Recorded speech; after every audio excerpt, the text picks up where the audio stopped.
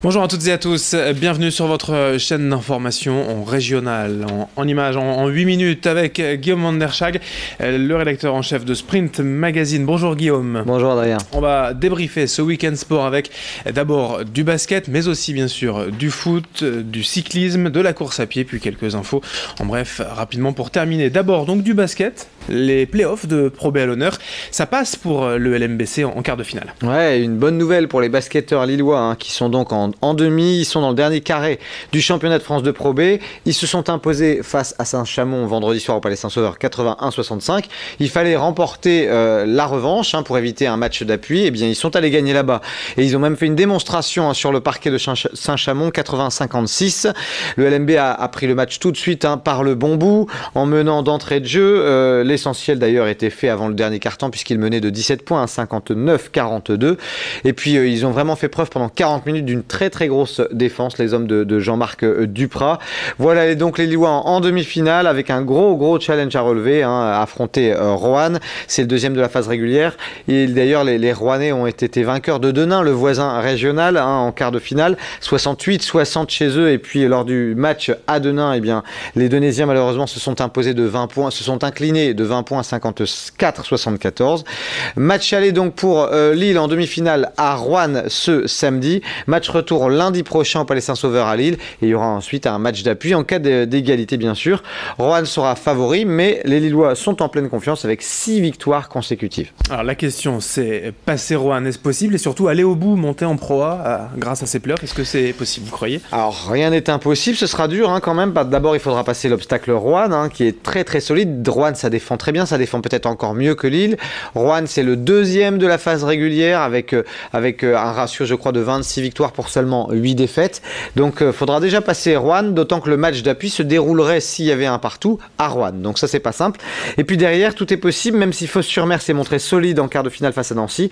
Et puis Orléans aussi sera certainement le favori de la deuxième demi-finale. Orléans qui a remporté son match face à Rouen, 112-110, et qui dispute sa revanche ce soir. Mais d'abord, il faut passer Roanne, et puis ensuite, qui sait, Jean-Marc Duprat, il est bon, donc peut-être un exploit est-il envisageable. Voilà, en tout cas, les demi-finales de play-off de Pro B d'accession à la Pro A pour le LMBC. En football, bonne nouvelle, les Lilloises restent en première division. Ouais, on a eu peur le week-end dernier suite à leur défaite face à Montpellier qui les mettait un petit peu en danger. Et elles étaient un petit peu forcées et contraintes, les Lilloises, d'aller gagner à l'extérieur à Bordeaux. Bordeaux qui est quand même 5 ou 6e du championnat de France. Eh bien, elles seront encore en élite la saison prochaine puisque ce match à Bordeaux, les Lilloises l'ont tout de suite pris là aussi par le bon bout en marquant dès la 3e minute par Dali. Elles ont mené 1-0 durant près de 85 minutes, ayant même de multiples occasions d'aggraver le score, de doubler la mise. Et puis finalement, ce sont au contraire les Girondines qui ont égalisé à la 88e minute. Tout était donc à refaire, mais sur l'engagement suivant, Sarr a trouvé la lucarne dans la minute qui suivait. Et bien, du coup, victoire 2-1. Le LOSC termine à la 6e place dans un championnat qui aura été quand même ultra serré, à part les cadors devant que sont Lyon, Paris et Montpellier. Eh bien, il n'y a que 4 points qui séparent la 5e place de la 11e.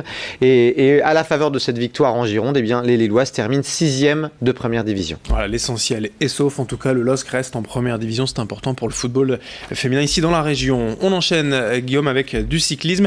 Alors là, ce n'est pas la compétition, mais c'est une belle randonnée.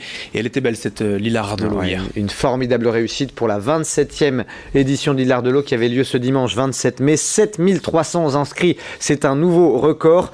Des signaleurs à chaque interception. On le rappelle, vous le disiez à l'instant, Adrien, ce n'est pas une compétition, mais les meilleurs ont mis entre 4 heures et 5 heures pour faire tout le parcours. Les moins à l'aise ont mis plus d'une dizaine d'heures. Il y a eu quand même près de 400 bénévoles, 4 ravitaillements, un festival de sourires à l'arrivée, forcément avec une pareille météo.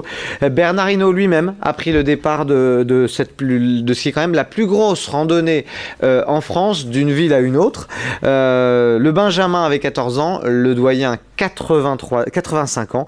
Il y a eu quelques petits accidents, mais rien de sérieux à ma connaissance. Un événement magnifique qui mérite amplement ce succès et qui va tenter encore peut-être l'année prochaine de battre un nouveau record de participation. L'Hilar de l'eau, bien évidemment, c'est une belle randonnée qu'on a plaisir ici à saluer. On enchaîne encore avec toujours du vélo, mais le Paris-Roubaix Espoir, cette fois, ça c'était ce week-end. Oui, c'était ce week-end, là aussi sous de très belles conditions. C'est le jeune Belge Stan De Wulf qui s'est imposé à l'arrivée sur le vélodrome de Roubaix.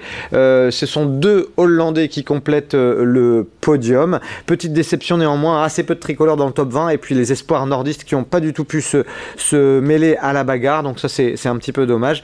Mais en tout cas, une belle victoire de ce jeune Belge qu'il faudra suivre parce qu'il est prometteur. Allez, en course à pied, cette fois, le nordiste Romain Carrette fait encore parler de lui. Oui, on rappelle qu'il n'y a pas très longtemps, eh bien, il avait terminé premier tricolore lors de la route du Louvre. Hein. Et puis, bien, le régional a remporté ce week-end les foulées de Bondu. Il s'est imposé en 33 minutes 29 devant le Villeneuvois Benjamin Delecroix. C'est la deuxième fois que Romain Carrette s'impose à Bondu. Alors, on va quand même rappeler qu'il possède sur 10 km un record en dessous de 31 minutes. Hein. Il avait réalisé 30 minutes 47 à LM en 2013. Mais désormais, Romain Carrette, qui est l'un des meilleurs coureurs de la région, se concentre sur les plus longues distances, notamment tout ce qui est semi-marathon. Et puis, voilà, il faudra le surveiller. Il va certainement faire le 10 km à Paris et puis ensuite les championnats de France de semi-marathon. On termine avec quelques infos en bref. D'abord, Roland Garros a démarré, donc on parle de tennis. Et bien sûr, alors si Pauline Parmentier, elle était très mal engagée dans son match au premier tour, elle a réussi à revenir à remporter le deuxième set au tie-break alors qu'elle était menée 1-7-0 et 3-0 dans le tie-break du deuxième. Elle a réussi à remporter la deuxième manche et puis la troisième manche a été interrompue par la nuit. Elle reprendra aujourd'hui sur le Suzanne Lenglen. Faut noter que Lucas Pouille est bien passé le premier tour, hein, 6-2, 6-3, 6-4 face au Russe Medvedev. Un petit mot du trail des Pyramides Noires pour vous dire que Florent Albert a bouclé le 105 km en 11h14, c'est pas mal du tout. Et puis au trail de la fraise, savez-vous Adrien, qui l'a emporté sur le 15 km? Je ne sais pas, un cycliste peut-être? Et absolument, c'est un ancien coureur professionnel, John Gadret, coureur d'AG2R qui avait terminé 3e sur le Giro. Et ben c'est lui qui en course à pied a remporté le 15 km du trail de la fraise à Le Sel. Et puis pour terminer, si on a le temps, un petit mot de hockey sur gazon pour féliciter les Lilloises qui ont été sacrées championnes de France. Elles ont remporté leur match à Saint-Germain 2-1 dans une finale assez disputée. Elles sont championnes de France, elles conservent leur titre. Bravo à elle, effectivement. La région, la métropole lilloise, place forte du hockey sur gazon ces dernières années. Merci Guillaume pour toutes ces infos et bonne semaine. Bonne semaine à tous. Merci de votre fidélité. Dans un instant, à suivre vos prévisions météo. L'information continue.